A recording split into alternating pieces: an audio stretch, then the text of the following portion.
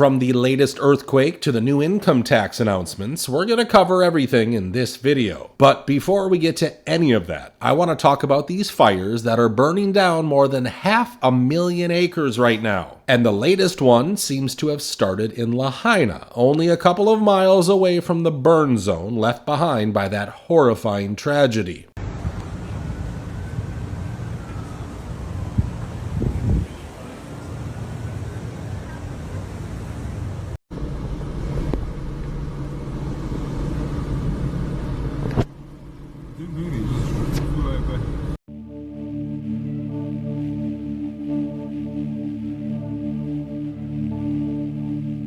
Thankfully, so far, that fire hasn't caused nearly as much damage as the one that tore through Maui exactly 2 years ago. And speaking of that tragedy, some of you have been asking me to make a follow-up video on Lahaina. Of course, I've already been giving you updates about that tragedy, but if you want me to once again recount that nightmarish event and the subsequent cover-up, feel free to let me know in the comments. Now, going back to the fires that are burning across America right now, we of course have to talk about the ones raging through California.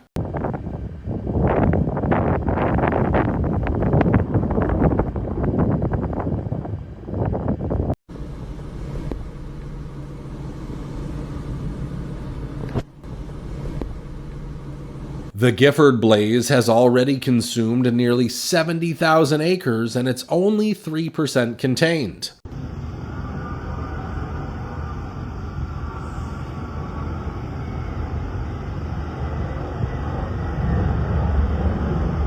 Flames are climbing steep hillsides covered in dry brush in Santa Barbara and San Luis Obispo counties. The Gifford fire has scorched more than 65,000 acres. Now, I saw a crazy video showing just how much smoke is pouring out of this raging inferno.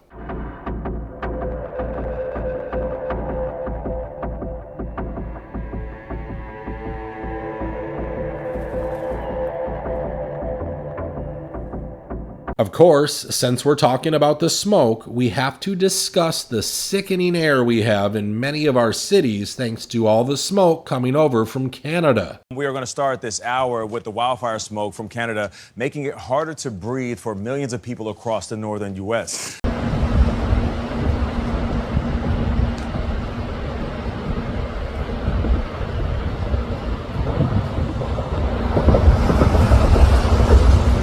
People all over the internet are mad because they're either getting hammered by rain or this deadly smoke, so they just can't go outside as much. And here's where I found something interesting. We have so much smoke over the northeastern US because this year the fires in Canada have already burned down nearly twice as much land as they did in all of 2024. So even in Canada, large fires are way more common this year for some reason.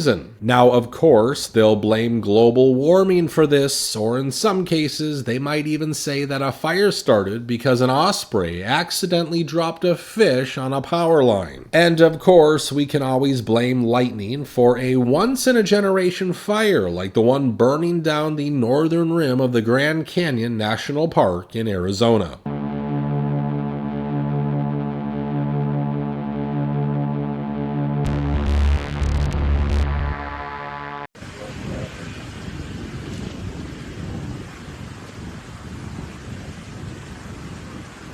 Since it has burned down over 100,000 acres, they are calling it a mega fire, and it creates so much heat and smoke that it has straight up formed fire clouds.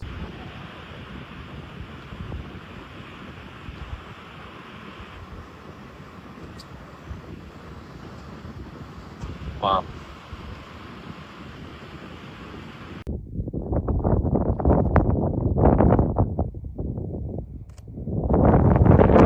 And once again, let me remind you, other huge fires are burning down hundreds of thousands of acres at the same damn time. It got so dark and so red, it's just crazy. Look at that, oh my goodness. Holy cow.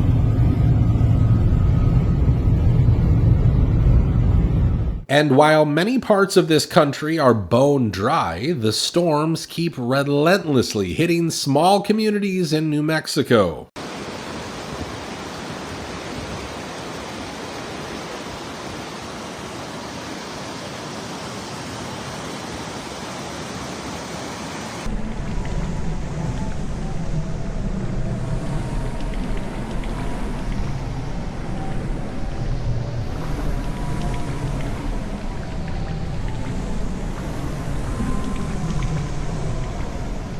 At this point, I will totally understand if some of the people in this town just decide to never rebuild, because what's even the point? They're gonna lose it again, because we all know these biblical floods won't stop anytime soon. And all of this is happening while people keep reporting way more chemtrails all over the country.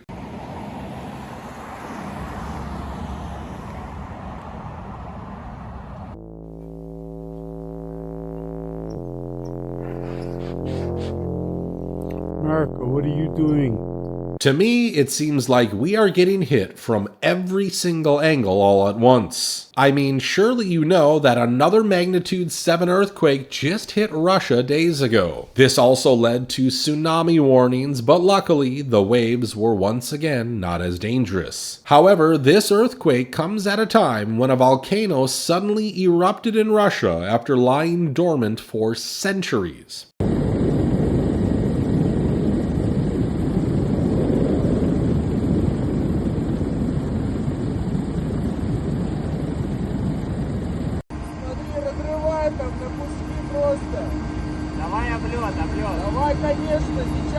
And this is where I once again fear that all of this seismic activity is just not normal. And I've told you before, we are not ready for another big earthquake, especially not if it's followed by a mega tsunami. Now, moving on, let's talk about what's happening in Texas, because apparently there are now arrest warrants out for 50 state Democrats who left the state. Being 85 ayes in 6 days, the motion prevails. The Sergeant-at-Arms and any officers appointed by her are directed to send for all absentees whose attendance is not excused for the purposes of securing and maintaining their attendance, under warrant of arrest if necessary, until further order of the House. All right, Republicans showed up today. Democrats did not. We just signed on to an official call of the House, which issues fines for the Democrats that have left the state, fleeing from their responsibility, that have walked out on you, Texas. That's what they've done.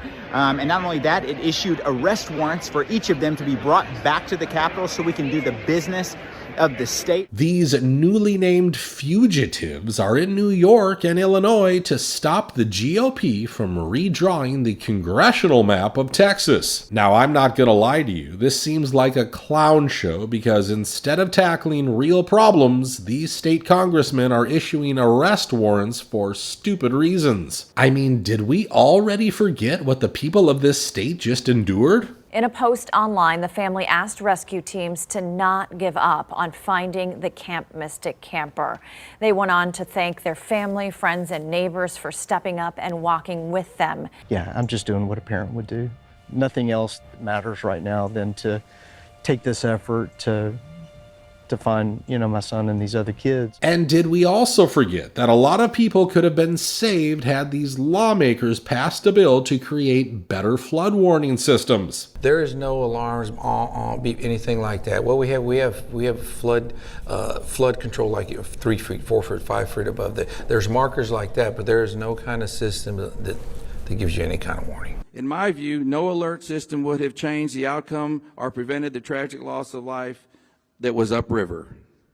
By the time the true danger became clear, the monitoring our office was in full mode, rescuing residents and visitors. I mean, there are countries where politicians resign and even publicly apologize for this kind of negligence, and these lawmakers are busy fighting over issues that do not affect common people. Now, one GOP policy that's definitely getting enforced is the removal of soda from SNAP vouchers. SNAP, we're spending $405 million a day on SNAP. And about 10% is going to sugary drinks And between, if you add candies to that, it's about 13 to 17%. And we all believe in free choice. We live in a democracy. People can make their own choice about what they're going to buy and what they're not going to buy. If you want to buy a sugary soda, you ought to be able to do that. But the U.S. taxpayer should not pay for it. The U.S. taxpayer should not be paying to feed kids foods, the poorest kids in our country, with foods that are going to give them diabetes. And then my agency ends up through Medicaid and Medicare paying for those injuries. So we're going to put an end to that. If we are really spending $40 million per day on soda through SNAP benefits, then you can understand why some people are supporting this new policy. And looking at this support, I feel like RFK Jr. is now going to go after other items as well. I have a feeling that things like candy and Oreos might be on the chopping block next. Now, feel free to tell me what you think about today's video. Do you think it's natural to witness record-breaking fires, historic earthquakes, and generational floods all at the same time? Share your thoughts with everyone in the comments down below. As per usual, thank you for taking the time to watch today's video, and I will see you in the next one.